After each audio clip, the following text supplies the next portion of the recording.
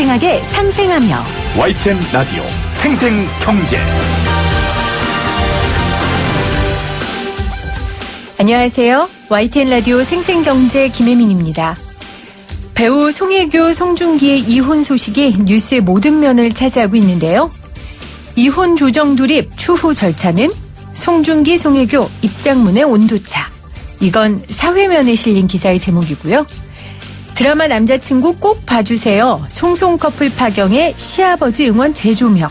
이건 문화면에 실린 기사의 제목입니다. 송송 커플 이혼하자 블라썸 NNC의 스튜디오 드래곤 주가 화들짝.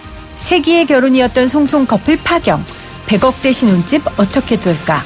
이건 경제면에 실린 기사의 제목입니다. 지금 이혼 조정 중이라고 하던데요. 만약 조정이 잘 안 되면 정치면에 이렇게 실릴 것 같아요. 송송 부부 이혼 합의하려 했으나 백지화. 합칠 일은 꿈도 꾸지 말라고 말해. 이혼이라는 어려운 결정을 했다면 서로 원만하게 잘 합의하시길 바랍니다. 세계의 커플은 맞는 것 같습니다. 그들의 이혼 소식을 YTN 라디오 생생경제 오프닝으로 전하는 거 보면요. 2019년 6월 27일 YTN 라디오 생생경제 지금 시작합니다. 쉬운 경제, 살아있는 경제, 우리 집 경제 이야기 YTN 라디오 생생경제.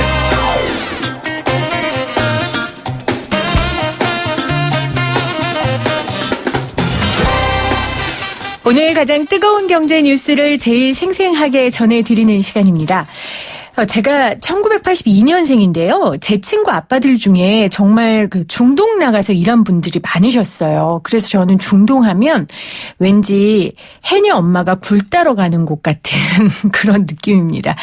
이번에는 제 아이들 친구의 부모들이 굴 따러 사우디에 가야 할지도 모르겠네요. 중동 사우디아라비아에서 왕세자가 방한했는데요. 아주 큰 선물 보따리를 가지고 왔습니다.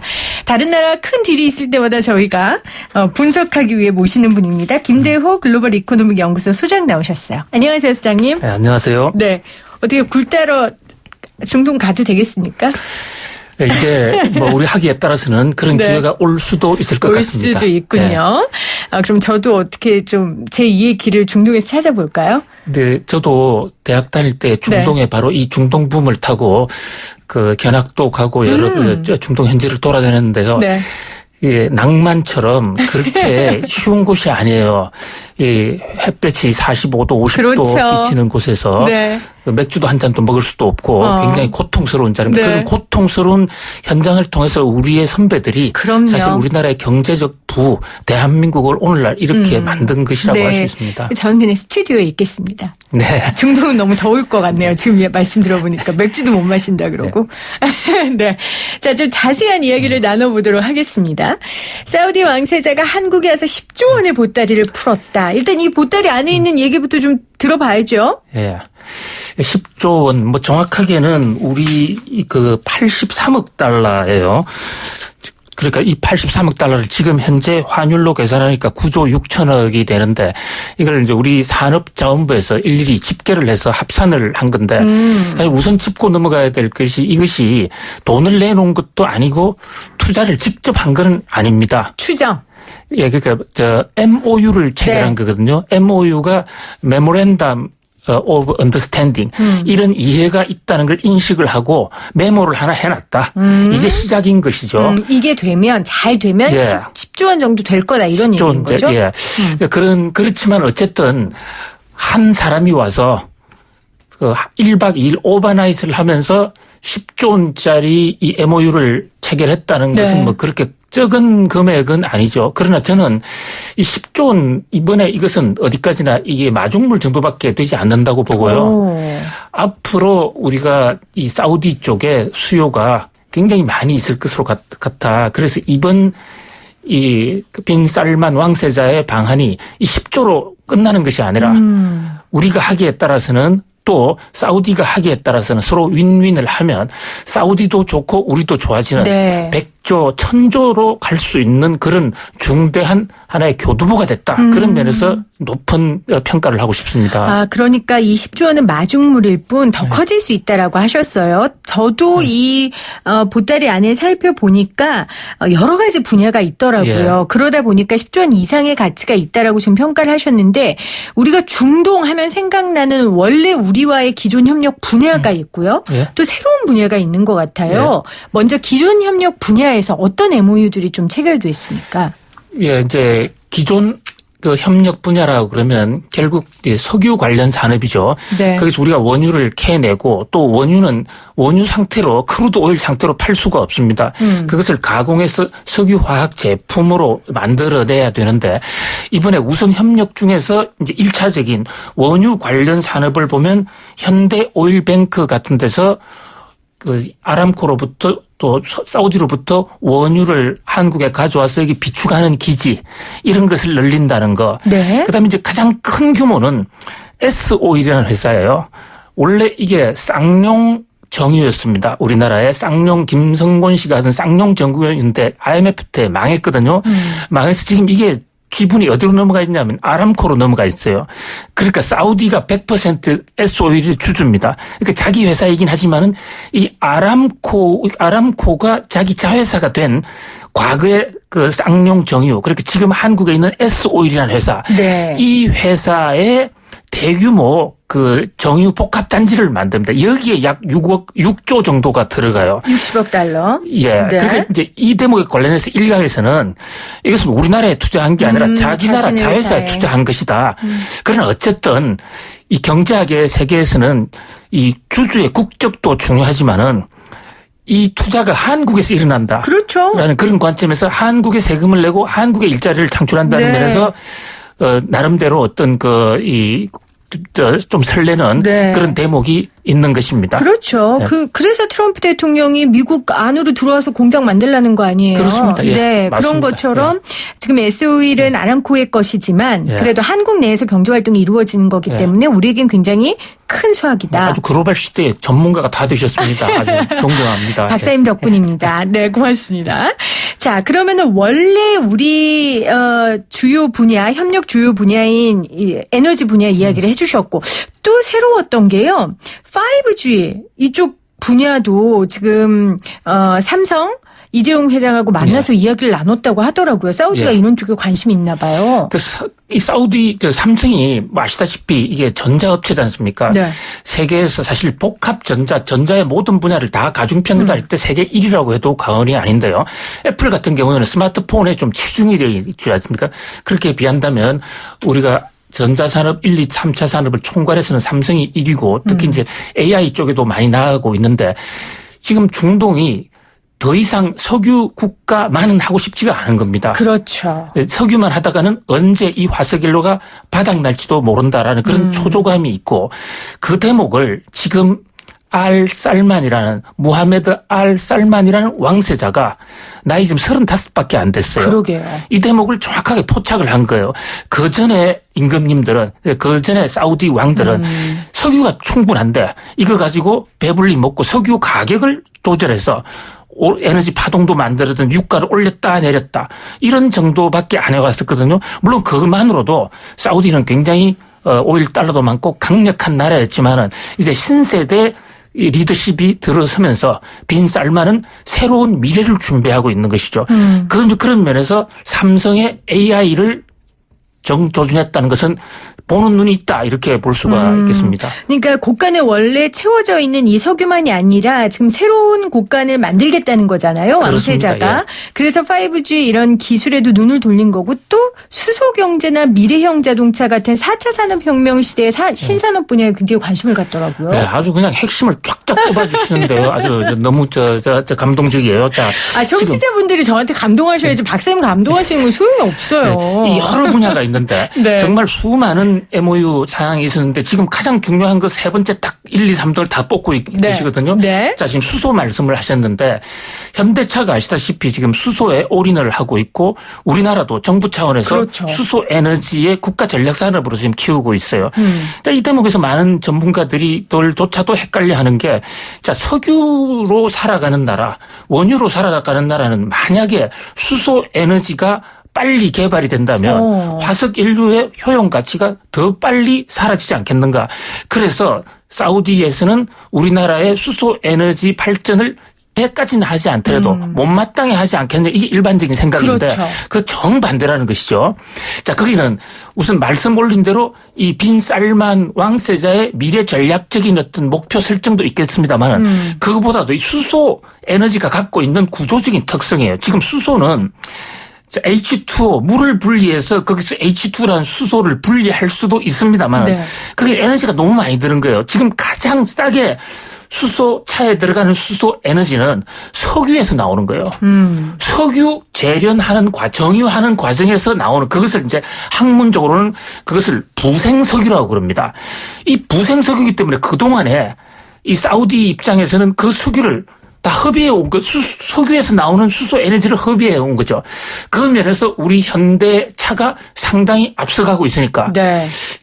다 차세대 에너지 가기 전이라도 당장 지금의 이 원유 에너지를 생산하고 판매하는 과정에서도 에너지 효율화를 기해야 되겠다는 그런 사우디의 전략적 판단이 있은 거고요. 그렇군요. 또 현대차 입장에서는 지금 수소차를 확산하려고 그러면 전 세계에 충전소도 만들고 또 많은 그 공장 시설을 해서 확산을 시켜야 됩니다. 세계 하나의 기술의 표준을 만들어야 되거든요. 그런 면에서 덩치가 큰 사우디, 돈이 많은 아람코에 투자가 필요한 거죠. 서로가 지금 딱 그 필요한 부분에 맞아서 윈윈 되는 대목이에요. 특히 이번에 수소 분야에서 현대차와 아람코가 협력하기로 한 것은 대단히 주목할 만합니다. 맞습니다. 정부에서도 굉장히 기뻐했겠네요. 정부가 그렇습니다. 이 네. 수소 경제에 있어서 굉장히 힘을 주고 있는데, 그러니까 커피집에서 우리 가면 커피집 거기 그냥 막 나눠주잖아요. 그렇습니다. 예. 근데 어느 날 이 커피집 거기가 값어치가 있게 그렇습니다. 된다면 이제 그거 가지고 또 다른 사업을 커피집에 할 수 있는 거니까. 비유가 너무 적합하십니까? 정말 탁월하지 않습니까? 그렇습니다. 예. 오늘 날씨가 이래서 그런가 이해를 해주시고요. 자, 그러면 지금까지 우리한테 좋은 것만 얘기했는데 제가 그럼 원전에 대해서 좀 여쭤볼게요. 그러니까 원전 같은 경우에는 우리는 지금 얼마 전에 그 UAE하고도 있었지만 탈원전을 지향하고 있기 때문에 원전 만큼은 사우디가 우리하고 조금 협조를 안 하려고 하지 않을까. 좀 그런 소극적인 움직임도 좀 있는 것 같아요. 그렇습니다. 예, 지금 원래 사우디가 올해 대대적인 원전 2기를 발주를 하려고 그러다가 지금 조금 늦추고 있어요. 네. 늦추고 있는 이유는 이 재처리 핵 연료 재처리 문제에 관해서 미국 측하고 조금 이 안보적인 측면에서 합의가 좀 끝나지 않았기 때문이긴 한데요. 네. 현재의 분위기가 자, 한국은 이제 핵을 하지 않기로 했지 않느냐. 한국의 핵 생산 기술 또 공장 건설 기술 관리 기술은 세계 1등이지만 이제 노무화 이제 안 한다고 했으니까 저런 나라에 맡기면 되겠느냐 하는 그런 의구심이 좀 있어요. 네. 이번에 UAE라는 나라도 아랍에미레이트 공화국도 우리가 만든 원전이지 않습니까? 거기에 정비 프로젝트거든요. 그걸 원래 한 30년간 우리한테 주는 것이 국제적 관례인데 5년 단위로 하자. 그리고 한국만 안 돼. 네. 여러 나라하고 나누어서 하자. 이렇게 된 거 아닙니까? 물론 앞으로 우리가 15년, 30년 계속 계약을 따낼 수도 있겠지만 그런 관점에서 사우디가 한국 원전에 대해서 크게 지금 관심을 갖지 않아요. 그런 면에서 이번에 이 빈 살만의 이 한국 방문은 한국 원전을 다시 보고 우리가 지금 당장에 폐지한 것도 아니고 탈핵을 한 것도 아니고 여전히 핵 문제에 관해서는 우수한 기술을 갖고 있다는 것을 몸으로 체득하는 그런 계기가 될 수도 있었지 않았냐. 네. 그런 면에서 어쨌든 여러 가지 면에서 이득이 많았던 1박 2일이라고 생각이 됩니다. 네, 그러니까 원전 분야 협력은 구체적으로 다뤄지지 않았지만 대신 지금 정부와 우리의 미래 먹거리 분야에 있어서는 아주 적극적인 관심을 사우디에서 보였습니다. 사우디에서 이렇게 우리나라에 적극적인 관심을 보이는 이유가 비전 2030이라는 그 프로젝트에 우리나라가 들어가 있다면서요? 그렇습니다. 8개 나라가 들어가 있는데요. 네. 한국이 들어가 있어요. 자, 비전 2030 하면 20대, 30대들이 놀기 위한 계획을 세울 10조 이런 게 아니고요. 2030년에 사우디 경제를 석유 자원 중심에서 첨단 제조업 산업으로 환골탈퇴시키기 위한 네. 자기들 말로는 국가 대개조 사업입니다. 이게 사우디 건국 이후로 처음 일어나는 어마어마한 프로젝트예요. 도시도 새로 짓고 첨단 산업으로 전부 다 새로 무장을 합니다. 자, 이 과정에서 이제 사우디의 인식은 자, 석유가 오래 가지 못하니까 석유가 더 떨어지기 전에 석유 가치가 높을 때 이 돈을 그냥 소비할 것이 아니라 첨단 제조 산업으로 전환을 시키자. 그렇다면 첨단 제조 과정에서 앞서 있는 나라들, 아하. 이를테면 미국, 영국, 독일 이런 나라들과 이제 협력이 필요하다 해서 거기에 파트너로 들어가게 됐고요. 한국의 경우에는 현지의 사우디의 현지 언론들이나 이런 것의 관점을 이렇게 분석을 해볼 때 기술도 중요하지만 한국은 무에서 유를 창조한 나라다. 그 경험은 사우디가 바로 따라야 될 모델이다. 없는 데서 만들어내는 그것을 한국한테 배워야 된다. 그러면서 한국에 대한 기대가 상당히 지금 큰 것이죠. 네. 그래서 이번에 온 프로젝트 중에서도 일일이 다 말씀 못 드렸습니다만 현대중공업 같은 경우에는 현대조선소 배 만드는 공장을 일부를 사우디에 지으면서 거기서 최첨단 엔진, 가장 그 효율성이 높은 엔진을 지금 거기서 만들어내는 거예요. 네. 그러니까 제조업이 강한 사우디로 가는 과정에서 한국의 어떤 파트너십이 가장 필요하다. 또 더더군다나 이 오랜 역사 속에서 우리하고 지금 사우디와 경제 협력을 한 지가 오래되지 않습니까? 그 과정에서 그 사람들이 한국 사람들의 성실성 그리고 정직성, 우수성 이런 것을 현지에서 많이 봤거든요. 네. 선배들로부터 통해서도 얘기 많이 들었고 저 한국 사람하고 해볼 필요가 있다. 그런 어떤 굉장히 애정을 갖고 다가오고 있습니다. 네. 그러니까 사우디 중동은 이제 모래 위에서 뭔가를 네. 만들어내야 되고 사실 대한민국의 경제라는 게 전쟁 이후에 그 폐허 가운데서 네. 일으킨 경제 아니겠습니까? 네. 아마 그런 데에서 많은 것들의 공통점을 발견했을 것 같고요. 지금 우리 선배들의 모습을 보면서 중동에서 굉장히 많은 감동을 받았다라고 하는데 그렇다면 자 이제 굴 따러 중동으로 가는 사람들은 예전에 중동에 간 분들하고는 전혀 다른 환경과 상황일 거 아니에요. 네. 대한민국의 위상도 달라졌고, 네. 그렇죠. 환경도 달라졌고, 대우도 달라질 것 같은데. 그렇습니다. 우리가 중동에 처음 진출한 게 정확하게 1973년입니다. 네. 1971년부터 1970년 국제 유가가 급격하게 오르는 바람에 우리나라에서는 원유가 떨어져서 달러가 충분하지 못하니까요. 불을 제대로 떼지 못하는 오일 크라이시스 굉장한 위기를 맞고 있었거든요. 이때 이 나라를 살려준 것이 위기를 기회로 바꿔준 것이 우리 기업인들이에요. 이 기업인들이 중동에 유가가 올라갔으면 중동에 오일 달러가 많을 것이 아닌가. 그 오일 달러를 우리가 역으로 가져오자 이런 역발상을 해서 나갔습니다. 네. 최초로 나간 기업이 삼환기업이란데요. 삼환기업. 그런데 삼환기업이 오파를 냈습니다마는 한국이란 나라의 기술 알 수 없다. 한국이란 나라의 레퓨테이션 알 수 없다. 그래서 다 리젝트가 됐습니다.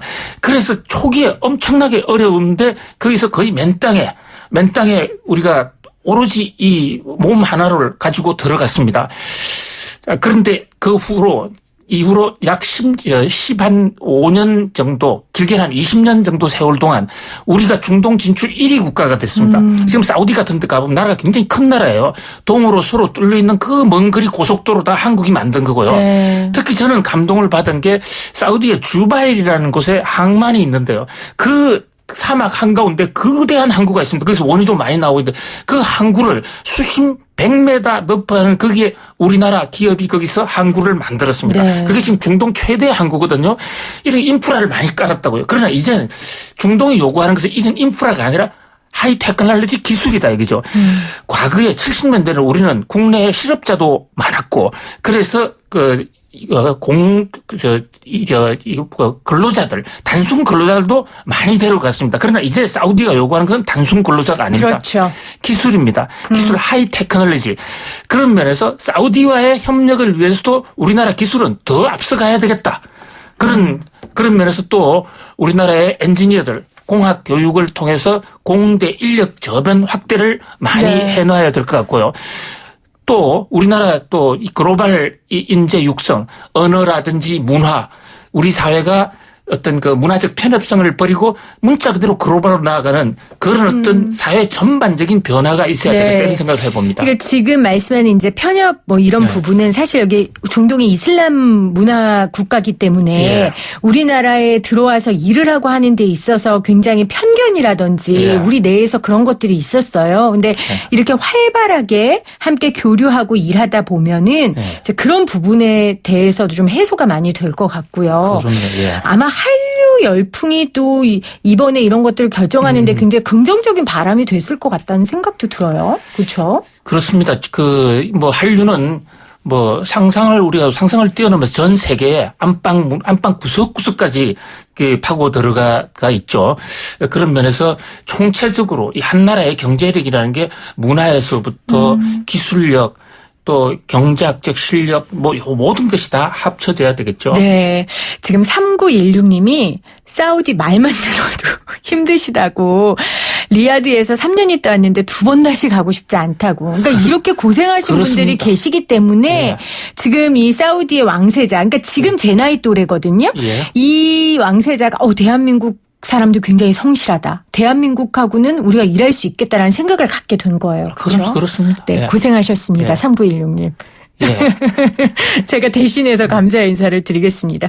자, 오늘 굴 따러 중동 가는 날 또 올까라는 제목으로 우리 글로벌 경제연구소 아니죠. 제가 흥분해가지고 김도호 박사님과 같이 글로벌 이코노미 연구소 수장과 함께 말씀 나눴습니다. 고맙습니다, 수장님. 감사합니다.